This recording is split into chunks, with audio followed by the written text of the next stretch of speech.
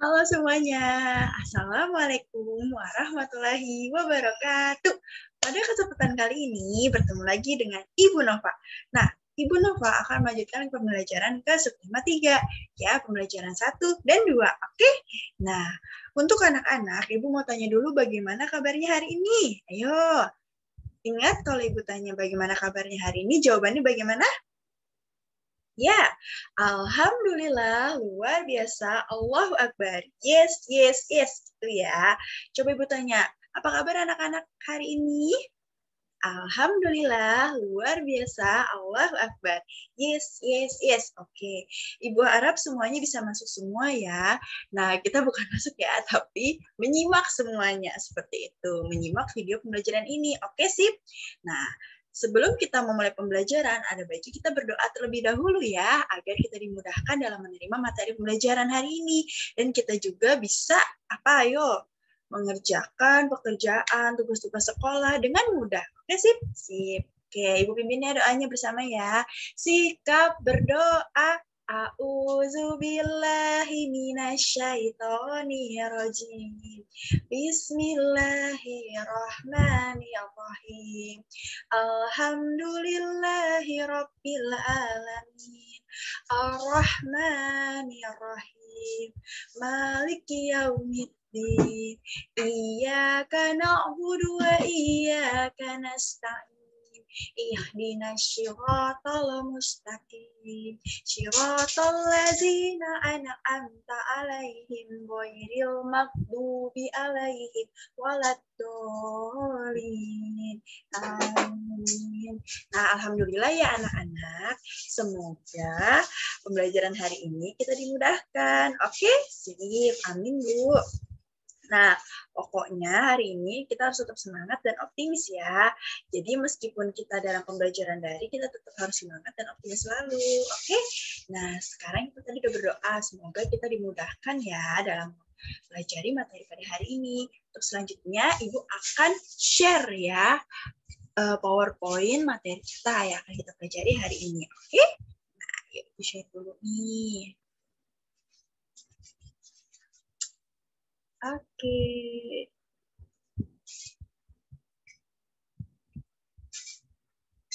Tarara, sudah terlihat ya ini materi kita pada hari ini. Nah, coba kita baca nih tema 8 ya, daerah tempat tinggal Ibu. Ibu perbesar dulu ya biar terlihat. Ini tuh materinya materi apa sih, Bu? Wah, gambarnya udah lucu banget nih, Bu. Oke ya, Ibu tayangin dulu. Nah, sudah jelas ya. Jadi ini lebih besar lagi ya layarnya. Oke, tema 8. Daerah tempat tinggalku. Subtema 3. Bangga terhadap daerah tempat tinggalku. Nah, pembelajaran 1 ya. Materinya IPA dan Bahasa Indonesia. Bersama dengan Ibu Nova Mireski Wulandari atau Ibu Nova. Oke, sekarang kita next ya. Kita next dulu. Nah, di sini ada pertanyaan nih. Coba ya, sebelum kita masuk ke pertanyaan, jadi itu ada tukang bakso dulu nih. Ayo kita baca dulu ya tukang baksonya ngapain sih nih. Wah enak nih bakso nih, ayo kita baca dulu ya. Katanya nih, bangga terhadap daerah tempat tinggalku. Nah, terus udah gitu, Siti. Siti dan Lani bermain sepeda di taman dekat tempat tinggal mereka. Siti dan Lani bersyukur karena tempat tinggal mereka dekat dengan taman. Mereka bangga dengan lingkungan taman. Taman bersih, terbebas dari sampah.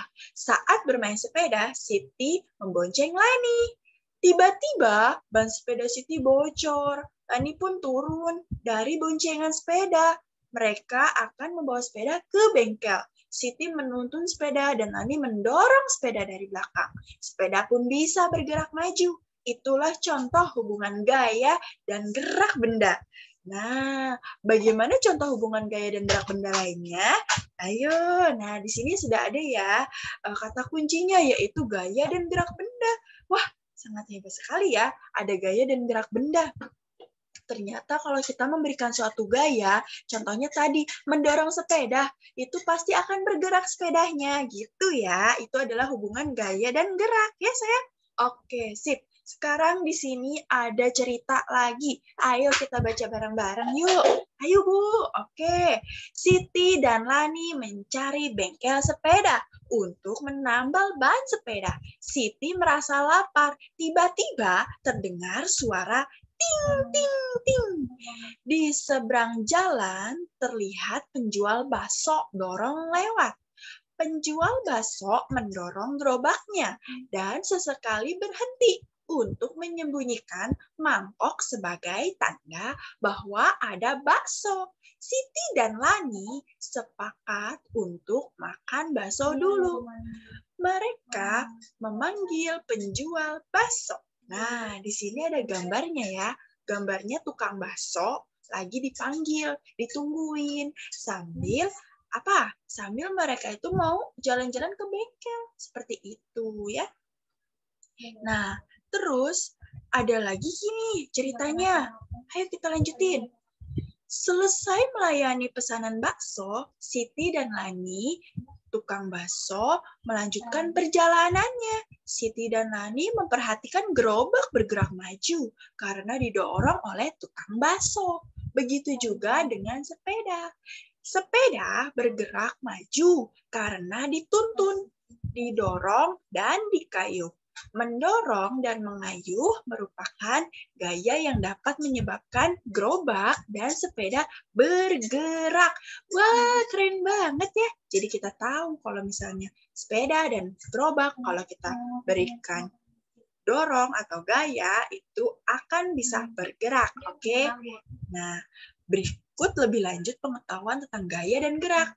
Masih ingatkah kamu dengan pembelajaran di subtema 1 dan subtema 2 yang membahas tentang gaya dan gerak? Nah, untuk melakukan gaya, kamu perlu tenaga. Bagaimana hubungan gaya dan gerak dalam kehidupan sehari-hari? Dalam kehidupan sehari-hari, banyak peristiwa yang menunjukkan bahwa ada hubungan antara gaya dan gerak. Wah, apa aja sih Bu? Penasaran nih. Nah, ketika kita melakukan sesuatu tindakan, ya, suatu aktivitas itu yang dinamakan adalah gaya. Ya, yang kita usahakan ya, yang kita dorong, yang kita lempar, yang kita tendang itu adalah suatu gaya. Kemudian suatu benda atau objek yang terkena dari tendangan kita, lemparan kita, atau pukulan kita itu akan bergerak seperti itu ya. Jadi apapun bendanya, ketika kita pukul, ketika kita tendang, ketika kita lempar, itu pasti akan bergerak seperti itu ya. Jadi apabila kita berikan gaya, benda tersebut akan bergerak. Oke, sip ya. Sekarang kita lanjut. Nah, di sini coba. Tadi Ibu udah jelasin panjang banget ya. Sekarang ada bagaimana gaya dapat mempengaruhi gerak benda. Siapa yang bisa? Ayo. Ada yang tahu nggak? Tadi bagaimana? Yang nyimak Ibu pasti sudah tahu jawabannya ini ya. Jadi, kenapa gaya dapat mempengaruhi gerak benda? Tadi, karena gaya itu adalah suatu tindakan yang dilakukan oleh kita ya. Nah, oleh manusia gitu ya, yang menggunakan otot-otot manusia seperti itu, baik melempar, menendang, ataupun menggerakkan suatu benda seperti itu ya, sehingga dia bisa mempengaruhi benda tersebut yang tadinya diam menjadi bergerak. Oke, ya sip. Sekarang kita lanjut. Nah, di sini ada ayo mengamati. Nah, di ayo mengamati ini kita akan lihat nih ya, di ayo mengamati ini ada gambar-gambar nih. Ya, yang pertama nih kita lihat ya, gaya mempengaruhi benda diam menjadi bergerak. Wow. Nah, ini saat kita buka pintu ya, kita akan mendorong pintu, itu namanya gaya ya, yang kita keluarkan atau tindakan yang kita lakukan. Selanjutnya pintu akan bergerak ya, terbuka ataupun tertutup seperti itu. Oke. Nah, selanjutnya 2, gaya mempengaruhi benda bergerak menjadi diam. Nah, contohnya di sini ada gambar di atas menunjukkan peristiwa bus lagi dari melaju kemudian berhenti. Pada peristiwa tersebut Pak sopir melakukan gaya dengan menginjak rem bus seperti itu ya, direm. Nah, berhenti di itu busnya seperti itu ya. Sekarang kita lanjut lagi, di sini ada gambar yang ketiga, plastisin ya. gaya mempengaruhi perubahan bentuk benda. Contohnya plastisin atau lilin malam ya. Nah, di sini bisa dibentuk-bentuk ya. Kalau kita padatkan, kita gulung-gulung, nah itu kita memberikan gaya ya berupa tekanan-tekanan pada tangan kita remas-remas sehingga bentuknya bisa berubah-berubah seperti itu ya. Oke, yang keempat. Gaya mempengaruhi perubahan arah gerak benda. Contohnya kita melempar bola seperti itu ya. Nah, bola itu bisa berubah-berubah ya arahnya seperti itu. Dilambungkan ke atas, bola bergerak ke atas seperti itu. Dipukul ke depan, bola bergerak ke depan seperti itu ya anak-anak. Oke, sekarang kita next lagi ya. Nah, di sini ada gambar ya. Ada gambar tentang laporan hasil pengamatan. Nah, laporan hasil pengamatan ini bisa kalian amati ya, sesuai yang ada di lingkungan kalian saja. Seperti itu, dilihat apa saja gaya-gaya yang ada di sekitar kalian, seperti itu ya. Jangan lupa berikan nama, kelas, alamat, dan objek atau peristiwa yang diamati. Kemudian hasil pengamatan berupa hubungan gaya dan gerak sesuai peristiwa. Contohnya tadi saat membuka pintu, boleh ditulis. Terus contohnya tadi saat melempar bola, boleh ditulis. Menendang bola, boleh ditulis. Bermain voli, boleh ditulis. Terus apalagi misalnya yang merubah gerak benda, pas supir tadi menginjak bus ya, jadi busnya berhenti. Plastisin ya, dibentuk juga itu berarti gayanya istilahnya bisa mempengaruhi bentuk benda. Tapi kalau yang ini gaya dan gerak ya, jadi harus yang bergerak bendanya seperti itu. Pintu, mobil, bola voli, bola sepak ya. Yang itu bisa jadi berhenti ataupun bisa terlempar gitu apabila kita berikan gaya. Nah, ini tugasnya ya sayang ya. Oke, sip. Nah, jadi ini tugasnya nanti ditulis di buku tulis. Oke. Nah, selanjutnya di sini kita baca cerita dulu nih. Yuk kita baca rame-rame yuk. Angsa dan telur emas Aesop. Alkisah ada seorang petani sederhana memiliki seekor angsa. Angsa yang dimiliki petani bukan sekadar angsa biasa, melainkan angsa yang cantik dan istimewa. Keistimewaannya adalah angsa milik petani menghasilkan telur emas. Petani senang memiliki angsa istimewa itu.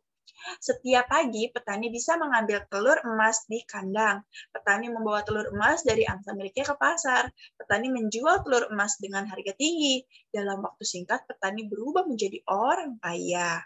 Kekayaan ternyata tidak membuat petani lebih bersyukur dan tetap rendah hati. Sebaliknya, kekayaan membuat petani serakah. Petani menginginkan angsa bisa menghasilkan telur emas lebih banyak lagi. Dalam waktu singkat, petani tidak sabar dan ingin cepat menjadi orang yang kaya raya. Tuh, nggak boleh ya sayang ya, kayak gitu ya, tidak baik ya.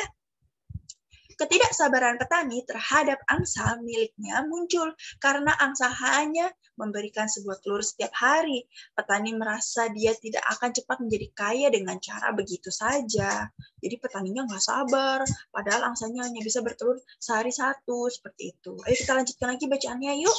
Setiap hari sepulang dari pasar, petani menghitung uangnya. Suatu hari setelah menghitung uangnya, sebuah gagasan muncul dari kepala petani. Petani berpikir bahwa ia akan mendapatkan semua telur emas dalam diri angsa sekaligus dengan cara memotong angsa. Memotong angsa coba. Gagasan petani pun dilaksanakan. Betapa kaget dan sedihnya petani ketika tidak menemukan satu telur pun di dalam perut angsa. Angsa istimewanya telanjur mati dipotong. Hanya penyesalan yang bisa petani rasakan saat ini. Keinginan petani menjadi kaya raya semakin jauh dan hanya angan-angan saja. Nah, jadi tidak boleh serakah ya anak-anak. Terus tidak boleh apa tadi? Petani kan udah harusnya telurnya itu sehari satu, tapi malah petani memotong angsanya karena beranggapan bahwa angsanya dipotong, di dalam perutnya ada telur emasnya banyak, tapi ternyata tidak ada, tapi angsanya sudah terlanjur mati, seperti itu ya. Jadi kita harus bersyukur dengan apa yang telah kita miliki. Oke, lanjut. Ayo berlatih. Berdasarkan bacaan cerita angsa dan telur emas di atas, jawablah pertanyaan-pertanyaan berikut. Nah, ini pertanyaan-pertanyaannya masih berhubungan dengan teks yang di atas ya. Apa inti dari teks tersebut? Tidak boleh bersifat serakah ya, seperti petani ya, yang memotong angsa yang memotong angsa dengan anggapan di perut. Dengan gagasan ya tadi ya, dengan gagasan di perut angsa ada banyak telur emas.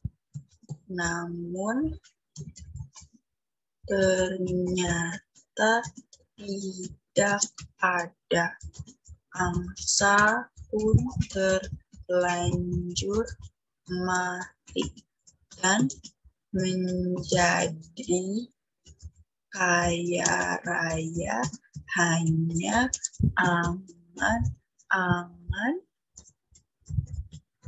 petani saja. Nah, angan-angan itu berarti hanya hayalan ya, hanya impian, jadi tidak akan terwujud seperti itu. Terus gagasan itu adalah pemikiran ya, pemikiran dari petani tersebut atau ide petani tersebut gitu ya anak-anak ya. Nah, ini jawabannya ya, kita isi bareng-bareng aja. Terus yang di sini nomor 2, siapa tokoh utama dalam cerita tersebut? Tokoh utamanya tadi ya, Pak Tani dan angsa. Selanjutnya, bagaimana sikap yang dimiliki tokoh utama? Serakah ya. Tokoh utamanya tadi hanya Pak Tani saja ya, angsa tidak termasuk ya. Angsanya tokoh pembantu. Nah, ini Pak Tani. Pak Tani. Nah, serakah ya sifatnya ya. Terus, bagaimana seharusnya sikap yang diperoleh? Bersyukur dengan apa yang telah dimiliki. Nah, apa yang akan kamu lakukan jika menjadi tokoh utama dalam cerita tersebut? Bersyukur. Bersyukur. Walaupun hanya mendapatkan 1 telur emas dalam 1 hari dan tidak bersifat serakah. Nah, ini ya, yang akan dilakukan itu adalah tetap bersyukur walaupun hanya mendapat 1 telur emas dalam 1 hari. Jadi, tidak bersifat serakah dan menginginkan lebih ya telur emasnya seperti itu. Oke? Nah, sekarang kita hapus. Oke, ini jawabannya tadi sudah ya. Sekarang kita next ya ke di sini. Pada dasarnya, cerita fiksi adalah cerita rekaan. Isi cerita fiksi dibuat berdasarkan hasil olahan imajinasi atau daya pikir pengarangnya secara artistik dan intens. Cerita fiksi diwarnai oleh kultur pengalaman batin, filosofi, religiolitas, dan latar belakang pengarang lainnya. Selain itu, cerita fiksi diolah berdasarkan pandangan, tafsiran, kecerdikan, wawasan, dan penilaian pengarang terhadap berbagai peristiwa, baik peristiwa nyata maupun peristiwa hasil rekaan semata. Jadi teks cerita fiksi itu yang tadi ya contohnya itu tidak benar-benar ada kenyataannya, namun hanya rekaan saja atau hasil pemikiran imajinasi dari pengarangnya seperti itu ya. Nah, sekarang kita baca lagi nih. Tadi kan ada judul ceritanya Angsa dan Telur Emas, tokoh dalam ceritanya Pak Tani, sifat tokohnya serakah. Inti cerita dari hasil diskusinya itu cerita tentang seorang petani yang memiliki angsa istimewa ya. Angsanya bertelur emas, petani ingin angsanya banyak bertelur supaya dia cepat kaya. Nah, di sini juga ibaratnya bisa kalau ini hanya untuk latihan saja ya, tapi ini bukan tugas ya. Jadi intinya tuh kalau misalnya kita dalam sebuah cerita fiksi pasti ada judulnya seperti itu. Contohnya tadi angsa dan telur emas gitu kan. Padahal telur angsa itu tidak berwarna emas kan, maksudnya bukan benar-benar emas kan pada dunia nyata ini seperti itu. Namun karena ini cerita fiksi dibuatlah angsa dan telur emas seperti itu ya. Kemudian misalnya ada lagi judul cerita tentang pohon berdaun emas gitu. Itu juga bisa gitu ya. Nanti tokoh dalam ceritanya siapa? Yang tokoh dalam cerita itu adalah orang yang sering diceritakan dalam atau orang yang sering muncul dalam teks tersebut ya, yang disebutkan berkali-kali. Itu namanya tokoh utama dalam cerita. Selanjutnya sifat tokoh dalam cerita, nah itu bisa kita nilai ya. Ada sifat yang baik, ada sifat yang buruk melalui dari tindakan yang diceritakan dalam teks tersebut. Nah, karena tadi petani itu sifatnya serakah dan ingin sekali memotong angsa ya, kemudian baru sadar kalau ternyata di angsa tersebut tidak ada telurnya sebanyak itu, maka dia bersifatnya sangat serakah seperti itu ya. Dan inti cerita itu adalah ringkasan dari sebuah cerita tersebut ya, oke? Nah, seperti itu ya anak-anak. Ini bukan tugas ya, ini hanya untuk latihan kita aja gitu. Tapi ini bukan tugas ya sayang ya. Terus kita lanjut ya, di sini ada tulisan kamu telah mempelajari hubungan gaya dan gerak. Nah, jadi kita tadi udah mempelajari tentang hubungan gaya dan gerak ya. Ingat tadi ya, kalau misalnya gaya itu adalah suatu tindakan yang kita lakukan ya, dengan ibaratnya baik itu mendorong, melempar, menendang, seperti itu ya. Membuka, menutup itu namanya gaya. Nah, kalau gerak itu adalah yang membuat benda tersebut bisa berpindah tempat, ya, bisa berpindah posisi, gitu ya, bisa berubah arah. Itu jadi benda itu bergerak seperti itu ya. Oke, selanjutnya kita next. Nah, jadi kesimpulan pembelajaran pada hari ini, yaitu yang pertama, gaya mempengaruhi benda diam menjadi bergerak. Yang kedua, gaya mempengaruhi benda bergerak menjadi diam. Yang ketiga, gaya mempengaruhi perubahan bentuk benda. Contohnya tadi plastisin ya. Yang keempat, gaya mempengaruhi perubahan arah gerak benda. Contohnya tadi saat bermain bola ya, baik bola voli ataupun bola sepak bola seperti itu ya. Dan sikap yang dimiliki petani itu tadi tamak dan tidak pernah merasa cukup. Jadi sebaiknya apa? Kita harus bersyukur dengan rezeki yang telah kita peroleh agar tidak menyesal nantinya. Seperti itu ya anak-anak. Jadi ini adalah kesimpulan ya. Tadi itu kesimpulan dari pembelajaran 1 ya, sip. Jadi kita memang tidak boleh serakah dalam bersifat. Terus juga ada banyak ya. Tadi gaya itu dapat merubah bentuk, merubah arah ya, merubah posisi benda seperti itu ya. Jadi tugasnya tadi hanya 1 ya, membuat laporan pengamatan. Nah, itu tugasnya seperti itu ya. Selanjutnya Ibu share lagi nih. Yuk, kita lanjut lagi nih. Ibu share pembelajaran yang kedua ya. Nih di pembelajaran kedua itu, nah ini ya. Pembelajaran kedua ini masih tentang tema sama ya, daerah tempat tinggalku dan bangga terhadap daerahnya seperti itu ya. Nah, di sini pembelajaran kedua. Oke, Ibu share dulu ya screen-nya. Sip. Nah, Ibu share di sini ada materinya IPA, Bahasa Indonesia, dan SBDP. Masih tetap semangat ya anak-anak ya. Oke, sip. Kita lanjut pembelajaran kedua itu. Ada yang tahu nggak benda-benda kesukaan kalian itu apa aja? Ada yang tahu juga nggak benda-benda 2 dimensi dan 3 dimensi itu apa? Ayo.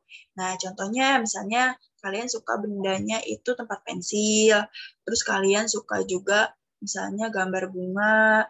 Nah, itu ada kategorinya ya, ada kategori 2 dimensi ataupun 3 dimensi. Bu, apa sih artinya 2 dimensi? Bu, apa sih artinya 3 dimensi? Nah, penasaran ya? Ayo coba simak video Ibu ya sampai habis simaknya.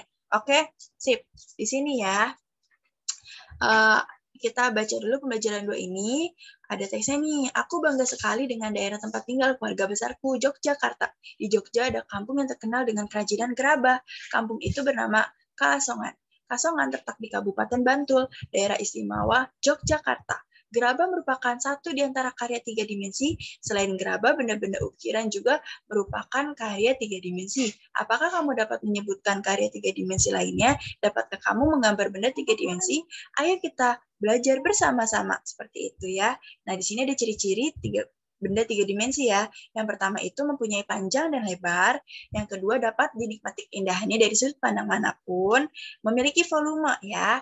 Dan kalau ditinjau dari jenis bendanya, ada 3 jenis benda yang bisa dikategorikan bentuk 3 dimensi, yaitu benda kubistis. Kubistis adalah benda-benda yang berbentuk menyerupai bangunan, kubus atau balok. Contohnya kotak pensil, kotak tisu, meja, kursi, lemari, bak sampah, dan kulkas. Selanjutnya, yang 2, ada benda silindris. Benda silindris adalah benda-benda yang berbentuk menyerupai silinder atau elips. Contohnya, gelas, piring, mangkuk, teko, dan guci. Seperti itu. Selanjutnya yang ketiga, benda bebas. Benda bebas adalah benda-benda yang berbentuk tidak beraturan. Contohnya buah-buahan, pepohonan, batu-batuan, dan benda alam lainnya. Seperti itu ya anak-anak. Di sini ada contoh gambarnya ya. Nah, ini termasuk benda 3 dimensi. Oke, selanjutnya.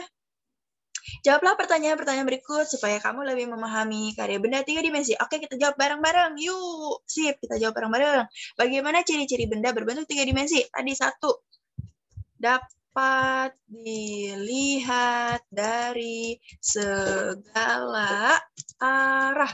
Yang 2, memiliki volume. Yang ketiga, memiliki luas, sisi, dan tinggi. Seperti itu ya. Nah, jadi ini ya, ibaratnya ciri-cirinya seperti itu. Ciri-ciri dari benda 3 dimensi. Oke, selanjutnya nomor 2. Apa saja jenis benda karya 3 dimensi? Katanya apa aja? Ayo kita tulis ya. Ada benda kubistis, ya. Ada benda silindris. Ada benda bebas. Nah, ya, ini ya jenis-jenis bendanya. Selanjutnya, apa saja contoh lain benda 3 dimensi yang dapat ditemukan dalam lingkungan kehidupan sehari-hari? Apa aja? Ayo.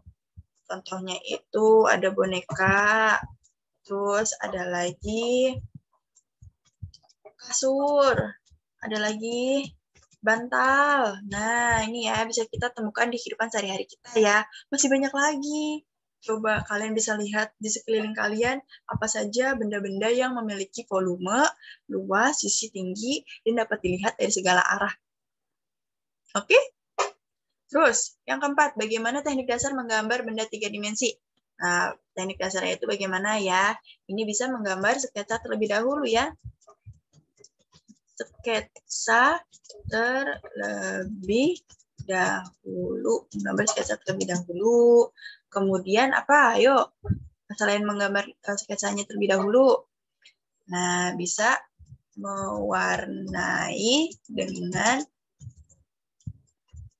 sisi gelap atau bayangan, memberi bayangan pada gambar benda 3 dimensi. Seperti itu ya anak-anak ya. Oke, sip. Nah, ini ada gambarnya contohnya ya, ada guci-guci, teko, ya, wadah, hiasan, dan mainan. Ini contoh dari gambar 3 dimensi. Baik, ini udah dijawab bareng-bareng ya. Oke, sip. Sekarang kita lanjut. Yuk, kita lanjut, kita next. Nah, di sini ya, teko merupakan benda 3 dimensi. Saat ini kita melihat teko mengingatkan kita pada cerita Aladin dan lampu ajaib. Siapa yang pernah nonton Aladin lampu ajaib ya? Nah, merupakan contoh cerita fiksi ya. Tahukah kamu cerita Aladin dan lampu ajaib itu apa? Nah, di sini ada cerita tentang Aladin dan lampu ajaib ya. Bahwasannya cerita Aladin dan lampu ajaib itu cerita fiksi juga karena cerita karangan ya. Jadi berdasarkan imajinasi dari pengarangnya. Nah, jadi cerita Aladin dan lampu ajaib ini sangat menarik sekali ya, karena mengisahkan seorang manusia yang dibantu oleh jin yang keluar dari botolnya atau dari teko tersebut ya, dan tekonya juga berwarnanya emas seperti itu ya. Kemudian ayo sekarang kita amati yuk. Di sini ada anak sedang bermain ketapel, paman meminta menimba dengan ember, dan pengrajin menggunakan gerabah. Nah, di sini bisa kita lihat ya, bermain ketapel itu melepaskan karet itu harus berhati-hati ya, jangan diarahkan kepada teman seperti itu. Dan menimba ember ini juga termasuk ini ya, ketika kita ingin mengambil air untuk mandi dan membuat gerabah. Ini ketiga-tiga aktivitas ini menggunakan gaya seperti itu ya. Nah, jadi gaya itu adalah tekanan dan dorongan seperti itu ya, ataupun tindakan-tindakan yang kita lakukan. Kalau kita pakai ketapel, kita juga menariknya gitu ya. Kemudian menunjukkan bola karetnya seperti itu ya. Selanjutnya menimba air juga menggunakan otot ya, ketika kita mengerek seperti itu, dan membuat gerabah juga kita menekan-nekan untuk merubah bentuknya seperti itu. Ini merupakan gaya yang dilakukan seperti itu ya. Selanjutnya di sini ya, bagaimana hubungan gerak dan gaya kaitannya dengan peristiwa tersebut? Coba tuliskan di kotak-kotak berikut. Ayo kita tuliskan bareng-bareng yuk. Ayo. Nah, di sini hubungan gaya dan gerak peristiwa menimba adalah saat paman menimba air, itu merupakan gaya yang paman berikan. Nah, kemudian tali akan membuat ember naik dan turun atau bergerak sehingga air dapat diambil dari sumur. Nah, ini ya sayang ya. Jadi hubungan gaya dan geraknya itu tadi ketika paman sedang mengerek air, ya, kemudian air tersebut bisa terambil seperti itu ya. Selanjutnya hubungan gaya dan gerak pada peristiwa bermain ketapel. Ketika seorang anak menarik tali ketapel itu merupakan gaya ya. Tadi merupakan gaya ya ketika menarik ketapel. Kemudian ketapel meluncur ke arah yang diinginkan anak tersebut. Nah, sehingga membuat ini disebut bergerak. Nah, ya. Jadi ketika ketapelnya sudah ditarik lalu berubah ke arah yang diinginkan, itu namanya bergerak juga ya, seperti itu. Selanjutnya, hubungan gaya dan gerak pada peristiwa membuat gerabah. Nah, ya, di sini membuat gerabah itu berarti saat gerabah dibentuk ya, itu merupakan gaya yang diberikan oleh pengrajin gerabah sehingga gerabah dapat berubah bentuk. Nah, seperti itu ya. Ini jawabannya sudah kita jawab bersama-sama. Oke. Nah, jadi memang di sini ada hubungannya ya antara gaya dengan gerabah, gaya dengan ketapel, dan gaya saat menimba air yang dari sumur seperti itu. Oke. Baik, semoga anak-anak paham semuanya ya. Oke, sip. Nah, sekarang ini bukan tugas ya. Ini hanya untuk latihan kita bersama-sama saja. Oke. Sekarang kita next. Nah, jadi kesimpulannya ya, kesimpulan pembelajaran 2 pada hari ini adalah gambar adalah karya seni rupa 2 dimensi ya. Karya seni rupa 2 dimensi itu memiliki ukuran panjang dan lebar. Nah, itu kalau 2 dimensi ya. Tapi kalau objek gambar itu adalah benda-benda 3 dimensi. Nah, benda-benda 3 dimensi itu karya seni rupa yang memiliki volume panjang, lebar, tinggi, dan bisa dilihat dari segala arah. Oke? Nah, contohnya tadi apa? Boneka, bantal, kasur, itu bisa ya.